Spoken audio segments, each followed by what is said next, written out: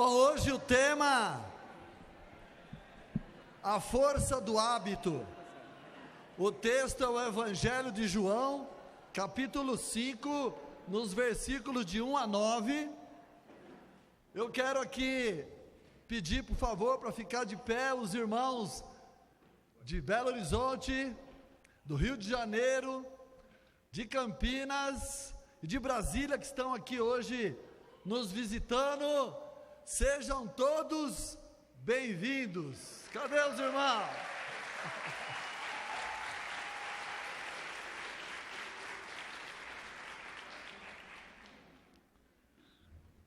Bom, eu fui alcançado pela mensagem do Evangelho com 43 anos de idade. E quando você fica 43 anos vivendo a sua natureza humana, você adquire hábitos. Eu tive muitos hábitos durante a minha vida. Muito difícil de largar. Eu trabalhava na USP, meu salário era muito pequeno. Eu vivia me queixando do meu salário. Eu lembro que, como faixa preta, eu comecei a dar aula de artes marciais na USP para aumentar o meu salário, mas eu continuava reclamando do salário. Depois, querendo ganhar um pouco mais, eu comecei a dar aula de dança na USP, e tinha muitos alunos como professor de dança, mas eu reclamava do meu salário. Eu não queria deixar o meu emprego.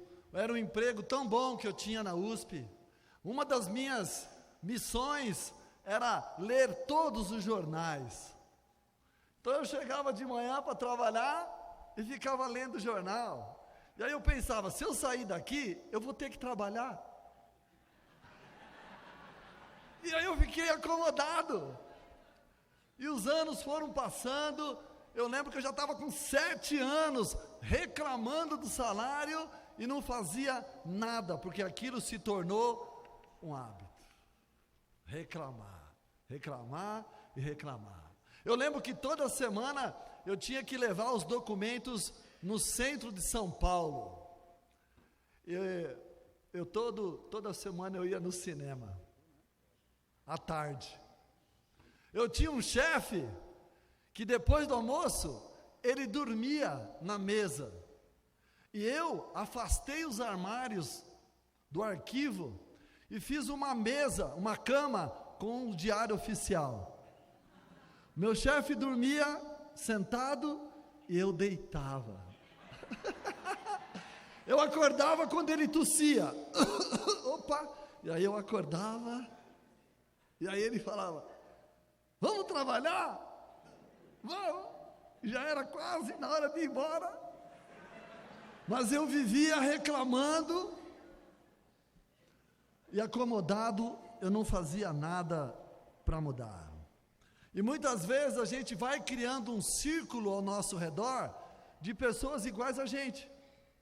E aí um vai puxando o outro para baixo, né? Você chega e fala para a pessoa assim, aquele bom dia desanimado, né? Bom dia.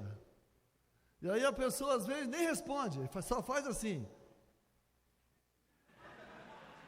E às vezes naquele esforço você fala assim, você está bem? E aí o outro fala, tem alguém bem aqui? Aí chega um e fala, o negócio está feio, não está? Tá. Aí vem outro e fala, e vai ficar pior, cara. E aí a gente está naquele ambiente que você olha, você fala, nossa, que é isso? A coisa aqui está feia. Você já se viu assim? Você conhece alguém que adquiriu esse hábito? Alguns falam, eu vou parar de fumar. Ou então, eu vou para a academia me exercitar. Agora vai chegar o fim do ano, né? Então, verão. E aí o verão, você tem que estar, né? Aí vamos para a academia. Aí chega lá, aquela esteira, você tem que ficar correndo sem sair do lugar. Dá aquele tédio, aí você vê aquelas pessoas com aqueles pesos enormes, com aqueles músculos sem causa. E aí eu perguntei para um assim, para que tanto músculo? Ele falou, não, você vê, ó. Sim, mas esses músculos servem para quê? Não, mas olha só. É um músculo que não tem Não serve para nada aquilo. Às vezes eu vejo eles fazendo barra. Então, para chamar a atenção, aqueles braços enormes, eles sobem na barra.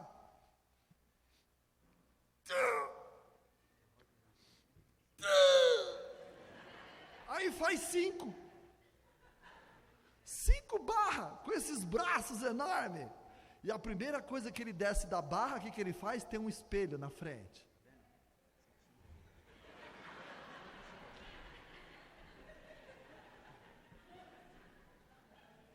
E aí você vai vendo aquilo, você fala, puxa vida, tem que estar aqui nesse lugar, sem causas. E a gente vai desanimando, e um vai puxando o outro para baixo. Eu tenho um defeito, procrastinar. Eu sei que eu preciso fazer, mas eu vou adiando. Eu lembro, eu tinha uma palestra no Rio, quase no Rio de Janeiro, e a palestra era 8 horas da manhã. Era um tema novo, eu juntei algumas coisas que eu estava pensando em falar, mas eu não tinha ainda montado a apresentação, nem feito um ensaio. E aí eu sentei 10 horas da noite e fiquei até 5 horas da manhã. Aí eu tomei banho, me arrumei, sentei no carro e rodei até chegar na cidade de Cruzeiro, que é bem longe. Quando eu cheguei lá, a empresa tinha alugado um ginásio de esportes e colocou todos os empregados, 5.000 pessoas no auditório, e eu com uma cara de cansado, com sono, porque eu fui procrastinando, fui adiando. E eu queria que você pensasse, quais são as coisas que você precisa mudar? A minha esposa, ela chama o meu escritório de chiqueirinho. Lá tudo é bagunçado. Eu preciso mudar, mas eu entro no escritório, se alguém mexer, eu entro em pânico. Porque no meio da minha bagunça, eu acho tudo que eu preciso, mas eu preciso mudar. Porque quando chega uma visita em casa, a primeira coisa que a minha esposa faz é trancar a porta do chiqueirinho. Eu sei que ela deseja muito que eu mude nessa área. E você? Eu sei que todos nós temos coisas para mudar. Então, independentemente de você ser cristão ou não, eu creio que todos nós já tivemos ou vamos ter dificuldades em nossas vidas, coisas que a gente sabe que a gente precisa mudar. Deus sabe que isso faz parte da condição humana. E aí Ele permitiu que João, um dos seguidores mais próximos de Jesus, registrasse essa história de João no capítulo 5. Mas, quando que a gente gosta de mudanças? Em que momento que você vê as mudanças com bons olhos? Só tem um momento, quando as mudanças partem de você. Quando você está propondo mudanças, mas se alguém está propondo mudanças para você, a primeira reação é, vai querer tirar da zona do conforto, vai querer tirar, eu já estou tão acomodado aqui. Eu sempre, por exemplo, você já parou para pensar que você senta sempre no mesmo lugar na igreja? E tem gente que já entra assim, né, para ver se alguém sentou no lugar dele. Esse lugar, esse canto aqui é meu.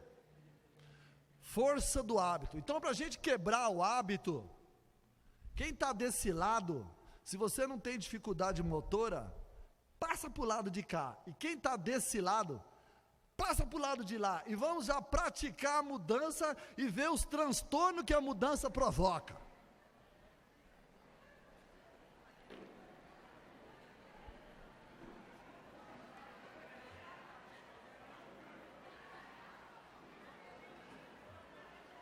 Nossa, que confusão!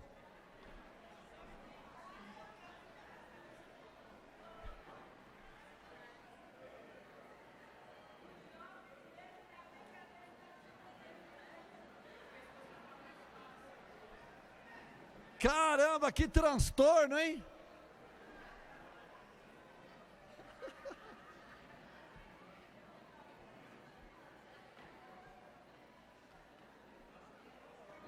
Tem gente que está lutando. Tive que sair do meu lugar.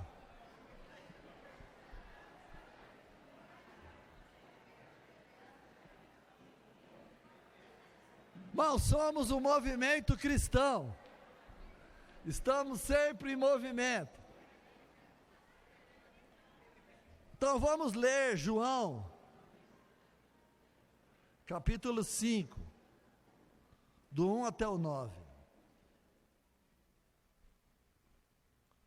Depois disso houve uma festa dos judeus, e Jesus foi até Jerusalém. Ali existia um tanque, que tem 5 entradas e que fica perto do portão das ovelhas. Em hebraico esse tanque se chama Betzata. Perto das entradas estavam deitados muitos doentes, cegos, aleijados e paralíticos. Esperavam o movimento da água, porque de vez em quando um anjo do Senhor descia e agitava a água. O primeiro doente que entrava no tanque depois disso, sarava de qualquer doença. Entre eles, havia um homem que era doente fazia 38 anos. Jesus viu o homem deitado e, sabendo que fazia todo esse tempo que ele estava doente, perguntou: você quer ficar curado? Ele respondeu: Senhor, eu não tenho ninguém para me pôr no tanque quando a água se mexe. Cada vez que eu tento entrar, outro doente entra antes de mim. Então Jesus disse: levante-se, pegue a sua cama e ande.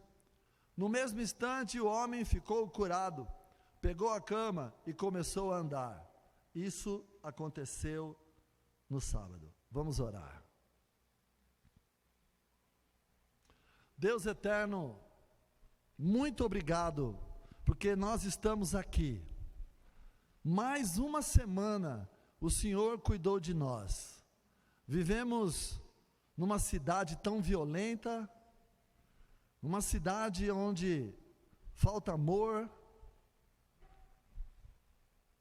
mas o Senhor tem cuidado de nós, e por isso estamos aqui para louvar, para ouvir a Tua palavra, para termos um convívio espiritual, e saímos daqui diferente.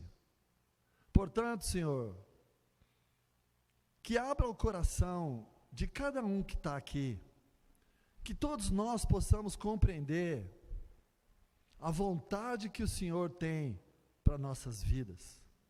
Em nome de Jesus, eu oro e agradeço. Amém. Bom, no começo do versículo 1, o texto diz assim: depois disso, ou seja, depois do capítulo 4, chegou o capítulo 5, e Jesus agora está num tanque, com um monte de gente doente. Esse depois disso mostra que Jesus não era uma pessoa acomodada. O capítulo 4 começa dizendo que Jesus estava tendo um problema, os fariseus estavam falando que ele estava batizando mais do que João, e para evitar um problema com João, Jesus resolveu sair do lugar onde ele estava, e aí ele foi para Samaria, e ele foi pelo caminho mais curto, um caminho que não era usado pelos judeus, porque os judeus não gostavam muito de encontrar com os samaritanos. E aí Jesus chegou em Sicar, e lá ele encontrou com aquela mulher, e aí ele começou a falar que ele era a água da vida, que ele era o pão da vida, que ele sabia da vida dela, ele sabia que ela tinha tido vários casamentos, ou seja, Jesus passou para ela: olha, eu venho acompanhando a sua vida há muitos anos. E quando ela viu que ela estava diante do Messias, ela saiu gritando pela cidade, ou seja, ela foi a primeira mulher evangelista da Bíblia, porque ela saiu anunciando os atos que Jesus fez ali naquele encontro com ela. E Jesus ficou 2 dias em Sicar, e dali ele foi para Jerusalém, e ele tinha que subir, e Jerusalém ficava aproximadamente 750 metros de altura do nível do mar, e Jesus subiu. Irmãos, a vida de Jesus era intensa, ele estava de um lugar para o outro, era tudo a pé, e eu tenho buscado no meu dia a dia andar mais a pé, para poder sentir um pouco de como que era naquele momento. Eu tenho andado 13 quilômetros a pé, 8 quilômetros a pé, 5 quilômetros a pé, E aí eu juntei uma galera, e agora nós estamos andando, e a gente vai até participar de uma competição de corrida em 5 de dezembro, lá em Guarulhos, onde a gente vai correr 5 quilômetros, porque Jesus, ele era assim, a vida dele não era estática, não era repetitiva, ele estava sempre em novos desafios, e Jesus chegou em Jerusalém, está lá, no tanque, desafiante, 2 dias, ele passou em Sicar, e aí ele chegou lá, no tanque de Betzata. Esse tanque, ele significa Casa das Oliveiras. Como que tem sido a nossa semana? A sua igreja em casa, ela acontece todas as semanas? A nossa vida é uma mudança. Da nossa igreja em casa, cada semana a gente faz numa casa. E agora a gente está incluindo os visitantes. Então, eu investiu em amizade. Fala para a pessoa, olha, eu tenho um grupo, se você quiser, a gente se reúne na sua casa. E a gente vai para a casa dessa pessoa, aí tem que procurar a rua e achar o endereço, e muda de lugar, e faz diferente a coisa, e tem casa que é grande, tem casa que é pequena, e a gente está lá se reunindo. Irmãos, como que tem sido para nós a nossa semana? Jesus era muito intenso. Deve haver uma insatisfação positiva, de dizer para nós mesmos que nós nunca estamos satisfeitos, porque às vezes eu converso com pessoas, e aí eu falo, ei, você estava de férias? Tá. Ei, como é que foi? Não, eu viajei para o mesmo lugar, inclusive eu vou sempre na mesma praia, sabe? O rapaz da barraca até já sabe o que eu gosto de comer. Nossa, que tédio, todo dia. Tem uma música, né, da minha época, quem tem mais de 60 aí vai lembrar, Chico Buarque cantava assim, todo dia ela faz tudo sempre igual, me sacode às 6 horas da manhã. Você já imaginou se todos os seus dias fossem exatamente iguais? Que tédio. O que é que torna a vida fascinante? Faz diferente, muda, tenta alguma coisa, irmão, mas muda. Mas o cérebro, ele adora as mesmas coisas, e aí tem Alzheimer, né? Lá na frente, o que é que te espera? Alzheimer. Tem que usar, tem que pôr para funcionar, é um lugar novo, é caminho novo, é gente nova. Mudou tudo. Eu lembro como é difícil a gente mudar, né? Como eu fui alcançado com 43 anos, eu mudei para a minha cidade. Chegando lá, meu vizinho me convidou para uma festa. 17 anos a gente gosta de ir em festa? Gosta ou não gosta, jovens? Agora, claro que gosta. E aí eu fui na festa com o meu vizinho. Quando cheguei lá, eu falei para ele, fazia uma semana que eu morava, eu falei, Jala, que gente estranha. Ele falou, é tudo ladrão. Eu falei, e essas meninas que estão aqui, tudo envolvidas com ele, inclusive se você tirar alguma para dançar, você pode morrer. Olha que festa! Eu lembro que eu fiquei cabisbaixo no canto, de vez em quando eu dava uma olhadinha e... Aí quando chegou um certo horário, ele falou, vamos embora. E eu falei, nossa... Escapei dessa. Aí passou uma semana, ele falou, e aí, vamos para a festa? Gente, vocês acham que eu fui? Claro que eu fui. Eu comecei a frequentar o lugar. Eu fui perdendo completamente a noção do risco e do perigo. E o pior, como eu jogava futebol, eu passei a jogar futebol com eles. Eu lembro que a gente tinha 2 sacolas, uma de roupa e outra de armas. E aí eu estava tentando ser piloto na Força Aérea, e o máximo que eu consegui pilotar lá foi a vassoura, que eu varri o pátio pra caramba. E ao mesmo tempo treinando artes marciais, jogando num time que só tinha bandido, tinha tudo que eu achava que eu precisava ter naquela época, briga todo domingo, e se a gente estava perdendo, tem uma sacola de arma. E aí, quando eu estava com 35 anos, eu fui alcançado por Jesus Cristo com 43. Com 35 eu falei, eu vou sair desse hábito, eu vou abandonar esse time. E aí eu procurei um time só de gente boa.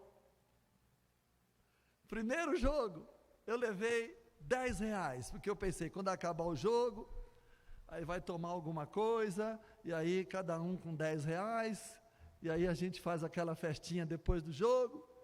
E aí quando eu cheguei no vestiário, naquele time só de gente boa, roubaram a minha carteira.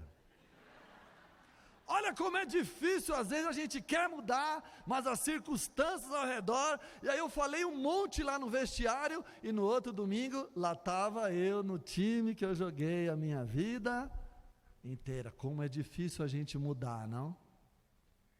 Até que eu fui alcançado, e aí eu comecei a estudar a Bíblia, e hoje eu percebo que a pessoa que estudou a Bíblia comigo, ele tinha, na época, 7 meses de cristão. Eu vejo ele pregando aqui, e eu falo, nossa, Deus é incrível, porque eu era um tranqueira, e Deus colocou um tranqueira para estudar a Bíblia comigo, e eu nem sabia que ele era também um tranqueira, e aí eu pude entender, nossa, todos nós aqui temos uma história, mas Jesus transformou a nossa vida, como foi falado aqui, o sangue dele, o sacrifício dele, impõe mudanças, e essa mudança, ela é dinâmica, ela não acontece só no batismo, é de glória em glória, é de pouquinho em pouquinho, todo dia a gente vai se esforçando para mudar alguma coisa, e quantas coisas eu já mudei, nesses anos, como cristão, mas o homem estava lá, 38 anos sem se mexer, e para mudar de vida, requer um esforço para sair do lugar. Estava 38 anos esperando por alguém que fosse fazer algo por ele. Assim a vida não muda. Se eu estou insatisfeito com a minha vida, eu devo mudar de vida. Se eu estou insatisfeito com a minha profissão, com o bairro onde eu moro, eu preciso mudar, eu preciso tirar aquilo que está me atrapalhando, porque essa mudança começou no dia do seu batismo, e ela tem que acontecer todos os dias, até a volta de Cristo, mas alguns passam a vida toda esperando algo acontecer, e não fazem nada de concreto, passa a reclamar, e reclamar tem um significado interessante, reclamar, você já clamou e está reclamando, clamando de novo, e clamando, se queixando. Uma das coisas que eu tenho buscado abandonar, como cristão, é reclamar. Eu não reclamo, minha mulher até fala, nossa, você não reclama, eu não reclamo. Eu estive na África, sumiram com a minha mala,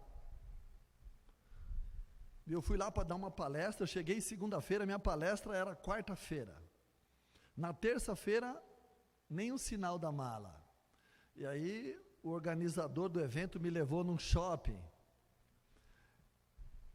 e como eu não reclamei que a mala sumiu, eu ganhei um conjunto novinho de roupa. Olha como Deus é bom, gente. Eles compraram sapato francês, eu nunca tive sapato francês. Compraram calça social, camisa, cinta.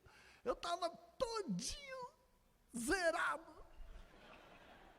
Eu não reclamei. E aí quando terminou, eu fui lá dar uma palestra, eram 2 dias de palestra, o terceiro dia ia ser um jantar.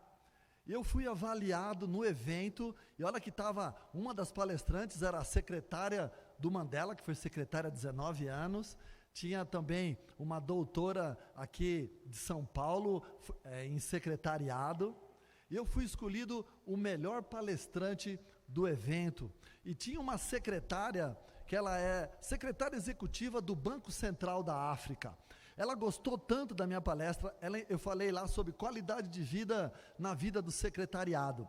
Ela entrou no meu site, ela escolheu a palestra, falou com o organizador do evento, e o organizador do evento falou: você topa dar uma palestra amanhã? Pode ser o mesmo valor que você cobrou para vir no evento? E aí eu falei: cara,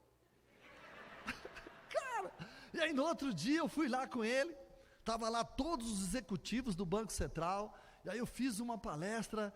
Eu fiquei tão animado, primeiro por estar lá na palestra, primeiro também por ver tanta negrada no mesmo lugar. Assim, lá na África, 10 negrão parados na esquina, não é suspeito, gente. Não tem nenhum problema. Então eu estava tão animado por causa disso. E você está animado? Ou você tem reclamado? Você está animado? Ou eu poderia ficar me queixando. Teve um outro palestrante, uma mulher de Salvador, que a mala dela, a mala foi encontrada na quarta-feira à noite, depois da minha palestra, acharam a mala. Então, aí a minha mala não sumiu nada de dentro da minha mala, estava tudo lá. Agora, uma mulher que reclamou, que se queixou, as joias dela sumiram. A minha mala estava intacta, não sei como que conseguiram abrir uma mala com cadeado, mas abriram e levaram os pertences, e a minha não levaram nada. Então eu quero encorajar você, não reclame, saia do lugar e faça alguma coisa. Porque se a gente não fizer alguma coisa, o bicho pega. E aí a gente perde a noção. Isso não pode acontecer de maneira nenhuma, a gente perder o controle, porque a gente passa a se queixar. Então eu quero encorajar você, não reclame, não importa o que vai acontecer, não reclame. Sumiu o meu sinal aqui, eu vou prosseguir sem a tecnologia, amém? Eu não sei o que aconteceu, mas sumiu o meu sinal. Então vamos em frente. Jesus encontrou com o paralítico. E agora? Jesus chega para o paralítico no versículo 6 e diz assim: você quer ser curado? Como que ele se comportou? Ele disse assim: sempre tem alguém que entra na minha frente. Ninguém me ajuda. E aí eu vendo isso, o que eu lembrei? Esse homem, diante de Jesus, ele poderia ter dito: sim, Senhor, eu quero ser curado. Mas ele optou por mimimi. Será que a gente conhece alguém assim? Mimimi? Provavelmente Jesus falou: e aí, irmãozinho? Aquela linguagem dos jovens. O que você quer? Quer ser curado?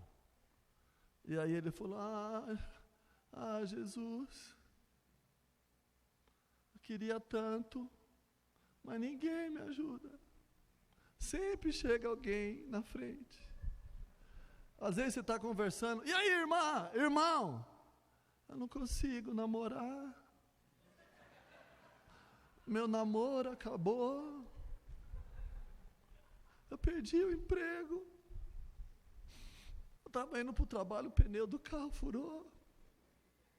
É um mimimi. Será que você conhece alguém cheio de mimimi? Não olha para o lado.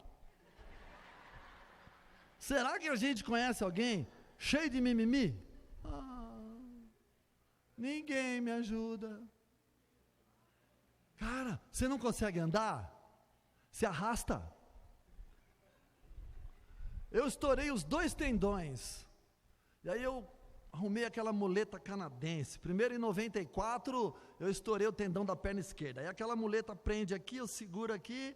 E aí com aquela muleta, a princípio eu tive que descer a escada me arrastando. Mas depois eu fui me esforçando e comecei a subir e descer a escada com aquela muleta. Eu vi que dava para empurrar o carrinho no supermercado para fazer feira. Eu vi que dava para apertar a embreagem do carro com a bengala da muleta. E aí eu trabalhava de taxista, a minha perna esquerda operada, esticada para um lado, e eu mudava a embreagem com aquela muleta. Eu só usava o pé quando entrava o passageiro, para o passageiro não assustar. Quando eu estava sem passageiro, a muleta era a minha bengala. Faça alguma coisa, usa a muleta, se arrasta, mas não fica se queixando.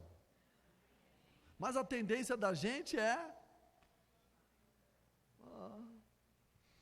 Senhor,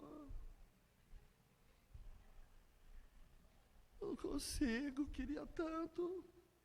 Eu já joguei a toalha, sabe? Eu estou aqui na igreja, mas estou empurrando com a barriga. Eu queria tanto encontrar uma família. Queria tanto casar. Irmãos, casar é um desafio. Você tem a paixão, que é como uma chama, depois ela apaga. Aí fica o quê? O compromisso de se manter firme, de se esforçar para ver qualidades no cônjuge. Mas muitos não estão dispostos a pagar o preço de manter o compromisso até o fim, porque aquela coisa de, eu quero estar junto, ele está dormindo no banquinho da praça, tem aquele ronquinho, né? Aí no começo a paixão, nossa, que lindo. Depois que a paixão, a chama apagou, nossa, parece um trovão esse ronco, mano. Ele estava namorando, ela, né? Ela era magrinha. A minha esposa, gente, ela não doava nem sangue. Sabe o que é isso? É menos de 50 quilos. E aí você está namorando, você vê, você fala, uau, linda. Aí uma gravidez, duas. Aí você olha, Senhor, tem misericórdia. Mas o que é que ficou? Ficou o compromisso, gente. E agora tem que ter aquele esforço. Ela fala assim, eu vou no cabeleireiro, você fica ali. Ela foi no cabeleireiro, ela vai voltar. Ela foi no cabeleireiro, ela vai voltar. Aí quando ela entra, você fala, ficou linda! Eu ainda não sei o que ela fez. Uau!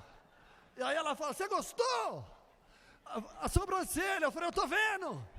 Ficou legal, ficou bom para chuchu, parabéns. Não, você cortou 2 dedos do cabelo, isso não é da minha natureza. Eu estou tentando mudar, eu estou tentando me esforçar para poder viver bem com o outro, para viver bem com os irmãos, para viver bem na igreja. Não adianta ficar reclamando, isso não vai mudar. Não está feliz? Busca outro lugar. Somos um movimento cristão que muda, que está junto, que espalha, e a gente não sabe onde vai estar daqui 5 anos, e assim a gente vai, gente, sem ninguém ter Alzheimer na igreja. Porque a coisa está sempre mudando. Glória a Deus por isso. Estamos sempre em mudança. E Jesus, ele foi incrível, porque ele falou assim, olha, eu vou tirar você desse canto que colocaram você, ou que talvez você mesmo se permitiu ficar aí. Eu vou trazer você agora para o centro. Para de se queixar. Pega a tua maca, levanta e anda. Deixa de mimimi. Faça alguma coisa. Estamos voltando para os setores. Foi ótimo estar aqui durante 4 anos. Eu particularmente evoluí tanto como cristão. Quase todo domingo eu tinha que fazer uma pregação na Nova Geração. E aí eu pensava, os irmãos vêm de longe, eu não posso chegar para os irmãos e falar, eu vim compartilhar meu tempo com Deus. Não, eu sentava no computador, passava dias, horas, estudando, para preparar o melhor, para encorajar, para animar, e o resultado disso, eu me tornei um profissional ainda melhor. Mas foi a igreja que me deu a grande oportunidade. E aí, você está aproveitando? Você está ouvindo que está tendo mudança, não é isso? Isso significa que mais gente vai ter que servir? E aí, você já se apresentou para servir? São muitos os ministérios, muitas as necessidades, e a mudança requer o quê? Servir. Eu já servi em tudo quanto foi área da igreja, eu já servi até no louvor, vocês acreditam nisso? Eu lembro, cheguei lá no coral, cheguei até a liderar o louvor. Eu tinha dificuldade para reger. Antigamente não tinha instrumento, então você tinha que... E aí eu não sabia cantar e fazer isso aqui, então eu fazia assim.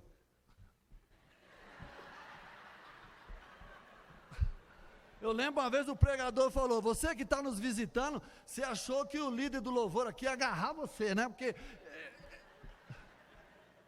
Mas eu estava lá dando todo o coração, eu chegava a estourar a aliança, porque não tinha instrumento, então você tinha que chegar lá e, estou subindo, Senhor, estou subindo, chegava lá, a aliança estava quebrada.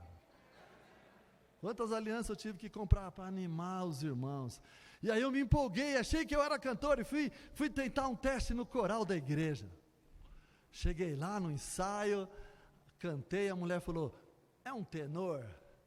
Vai lá com os tenores, mas eu cantava melodia, tenor, aí fui lá com os tenores, aí tinha que cantar lá em cima, eu dava cada desafinada para a mulher não perceber, eu recolhia a voz, então eu vinha e fazia, e não saía nada, e aí a mulher, ela falou, para um pouquinho gente, está faltando uma voz, eu falei, gente, como que essa mulher percebeu? Tanta gente aqui, e ela percebeu que está faltando uma voz, e ela falou, e é dos tenores. E aí eu falei,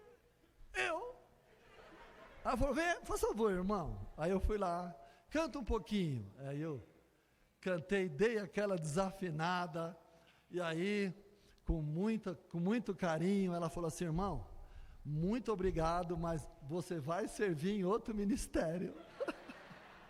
Eu fui dispensado, mas Jesus, ele trouxe esse homem para o centro, ele trouxe esse homem, agora é com você, pega a sua muleta, levanta e anda. E aí eu quero dar alguns desafios, você que é casado,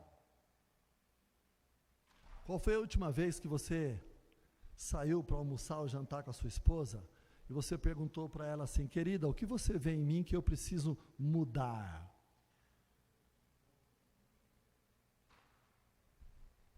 Querida, o que você vê que é mais difícil no nosso casamento? Essa semana eu tive conversa com a minha mulher, praticamente toda semana a gente conversa. E eu percebo que ela sempre vê coisas em mim que eu preciso mudar. Eu acho que isso só vai terminar no meu último suspiro.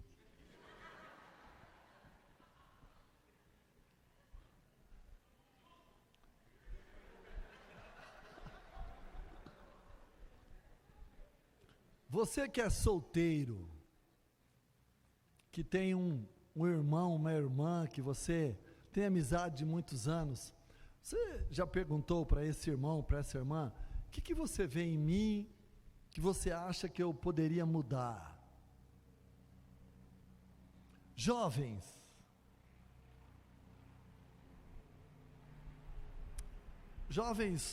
o Gabriel Jesus, que é o centroavante da seleção brasileira, ele morava no Periperi, na Raposo Tavares, uma comunidade carente, e ele tinha tudo para não dar certo, embora ele tinha um talento, era ótimo, é ótimo para jogar futebol. E aí o Palmeiras contratou mentores. Qual é o papel do mentor? Ele já jogou futebol em alto nível, e ele tinha a função de apontar o caminho para o Gabriel: Gabriel, Jesus, não vai por ali, vem por aqui, vem, isso, não vai para lá, é por aqui. Eu quero encorajar você que é jovem. Você acha que sabe, você não sabe. Você acha que sente, você não sente. Você ainda é muita emoção. O galo não cantou ainda na sua vida. Pedro, quando se converteu, ele passou, Paulo, quando ele se converteu, ele passou 3 anos no deserto. O deserto é a escola do Senhor. O cristão que ainda não passou pelo deserto, ainda não está pronto. Mas a gente acha: não, eu nasci na igreja, eu acho que eu estou pronto. Não, você ainda não está pronto, porque o galo ainda não cantou. Pedro falou: Jesus, eu vou onde o Senhor for. Jesus falou: onde eu vou você não pode ir, porque o galo ainda não cantou. Eu vou ter que resgatar você. Irmãos, o galo já cantou na minha vida. Eu tinha 5 empregos antes de me tornar cristão, e depois eu fui largando meus empregos e cheguei a não ter nenhum. E a minha mulher grávida, e ela chorava, e eu pensava: essa criança vai nascer com problemas, porque a minha mulher está chorando, porque a situação aqui em casa estava difícil. Mas Deus é bom. Eu passei pela tempestade. Eu lembro da minha mulher falar: acabou o gás. E eu fui numa distribuidora e falei: estou dando um cheque, mas não tem fundo. Mas eu estou me comprometendo que ainda hoje eu vou vir aqui trocar esse cheque. O senhor pode me dar um bujão de gás? E ele falou: pode levar. Eu levei o botijão de gás, o meu carro estava com o motor para fundir. Eu peguei aquele motor, peguei aquele carro, fiz uma corrida, que deu, assim, sobrou R$2 do valor do bujão. Eu fui lá e dei o dinheiro para o moço, e ele me deu o bujão. Depois eu recebi a ajuda da igreja, a igreja me ajudou, reformaram o motor do meu carro. Quando eu estourei o tendão, os irmãos me ajudaram financeiramente. Irmãos, o galo já cantou na minha vida, e eu sei que muitos aqui, o galo já cantou. Você é um cristão experimentado, você sabe o que é ter muito e o que é ter pouco. Mas vocês, jovens, vocês ainda não sabem. Então eu quero encorajar você: escolha uma pessoa mais velha, um mentor.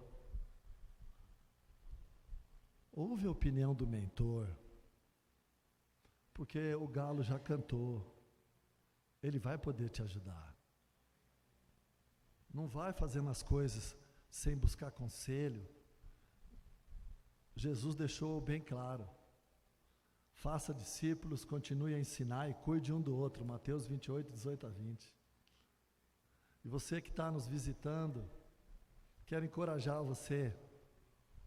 O cristianismo não é o que aponta o dedo. O cristianismo é aquele que ouve, se coloca no lugar do outro, e vamos juntos mudar as coisas que a gente precisa mudar para poder glorificar o nome de Deus. E assim a gente vai caminhando, um cuidando do outro, até Jesus voltar. Então, por favor, curve sua cabeça e vamos terminar com uma oração.